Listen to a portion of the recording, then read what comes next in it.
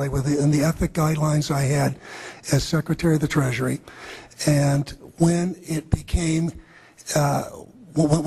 clear that we had some very significant issues with Goldman Sachs and with why did you recuse yourself with Morgan Stanley, what I did then, it would have been very wrong for me to recuse myself. What I did was I went and got a waiver from the ethics agreement, because when we had concerns... Who is in charge of the ethics agreement? What? Who's in charge of the ethics agreement that you got a waiver? We have a Office of Ethics at Treasury, and we have a White House ethics office. So you got it from the legal counsel from the White House? We got it from the government ethics office. So we had Snow, we had Paulson, now we have Geithner. All these people cut from the same bowl of cloth. These are not independent Treasury secretaries. They're part of the problem, not part of any solution. And it would have been nice to see President Obama effect some change in Treasury, but of course, he went and got a Wall Street insider as his Treasury Secretary. Everything that's speculative, parasitical, cancerous, bloated from all these administrations, going back to Carter and even beyond, comes together in the Obama administration. With Volcker, with Summers, who's part of the economic crimes under Clinton, the guy who brought you derivatives and the abolition of the Glass-Steagall firewall. You could not have gotten a more perfect setup for a takeover from a previous government, the Bush regime, than the Obama regime. Now, there are some authors out there already saying that it's the same bunch, and it's true. It's the same bankers who put the same boys forward. Obama, far from helping the public and giving them something new or giving them more power and say over their own affairs, has actually sided immediately with the bankers who once again have robbed the public blind, and now they must get bailed out by your tax money. Obama does it all with left cover. He makes you think that he's somehow different from Bush, that this is somehow benevolent, that he cares about the poor. And in reality, this is the cruelest hoax and the most bogus sham. Obama is 1,000% devoted to Wall Street interests. When Wall Street says jump, Obama jumps. And again, it's about $30 to $40 for the bankers for every dollar that ever reaches an unemployed person or somebody who's on food stamps or some infrastructure building for highways. The hope with the Obama administration was that it would move us beyond this. But unfortunately, what we're seeing more and more is that Obama has brought in many of the economists who bought into the system in the past. Larry Summers is a very good example. And so many of his economists, many of the people there, you can really almost at this point relate Obama to Hoover, who did something similar in his presidency, as opposed to Franklin Roosevelt, for example, who brought in a very fresh team. So the concern here now is that Obama's falling into this trap of bringing in the same people who put us in the position that we're in today, and other people who buy into the same theories that brought us here, this mutant form of capitalism. Presumably what most politicians want to come in is say, hey, the problems of the past, they're due to the old guy, and I'm cleaning house, and I'm going to bring in a new team, and don't blame us for the things we've inherited. Can't say, you know, those policies of the past that came before were insane, because you got the guy that was one of the key architects of those policies. People need to stop having allegiance to their political party. They need to have allegiance to the Bill of Rights, the Constitution, and what has made our republic so special. The basic human rights and dignity that every citizen of this country inherently has.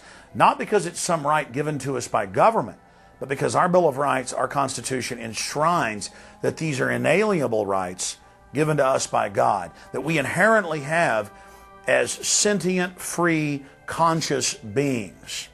But instead the public cheers on the Republicans as they win, or cheers on the Democrats as they defeat the Republicans. It's an endless, staged, gladiatorial event. Special interests own both parties, and they project this false left-right paradigm up as like a movie screen.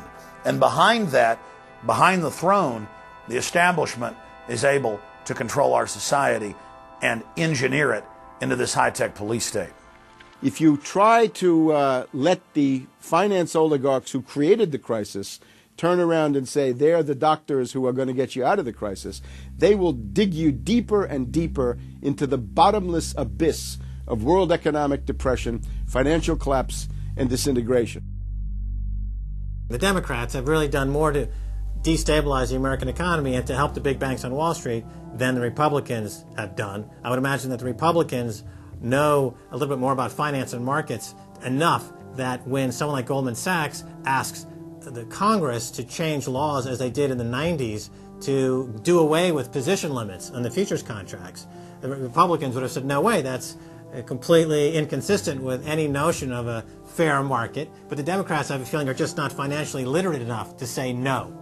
And I think that Goldman has very shrewdly positioned themselves with the Democrats, because the Democrats typically, like many NGOs that I've run into, they seem to have a complete inability to comprehend these issues of markets and finance and how it relates to social justice. So under the Democrats, we also saw the repeal of Glass-Steagall. Glass-Steagall said there's an inherent conflict of interest between the commercial banking side, which is the lending side, and the investment banking side, which is taking an ownership position. And we have to end this conflict of interest by separating these two entities. You can have investment banks and you can have commercial banks, but they have to be separate. Do you think that the repeal of Glass-Steagall was a tragic mistake? No, I don't think so. You could be a commercial bank like Chase Manhattan, or you could be an investment house like J.P. Morgan, or a bank like Bank of America, or an investment house like Merrill Lynch. But you couldn't be both. And as the 90s went on, the screaming hyenas of Wall Street were demanding that this prohibition, this regulation, be abolished. This was an illegal and inappropriate form of casino. The derivatives were being used and they were being unregulated, and the people were getting 30 to 1, 40 to 1, 50 to 1, and sometimes 100 to 1 profits on the way up. And remember, derivatives are a zero-sum game. So there's nothing there. It's not like a piece of stock in General Electric or Ford or something like that where there's supposed to be some value. Derivatives have no value. But the very people, Summers and Gettner and all the people at Goldman Sachs and J.P. Morgan who created these things, made not millions or billions, but trillions on the way up. And now that these things are crashing, the very same folks are now put in charge of regulating these things and in charge of the bailout, and they are giving money to the very rascals that created this problem, took the profits. The problem cannot be fixed. And this is on Obama's watch right now. You have so many different schemes and mechanisms at play. It's sort of like after there's a blackout, people in some parts of the country have been known to loot the local stores. They go in, they grab the televisions, and they grab the stereos.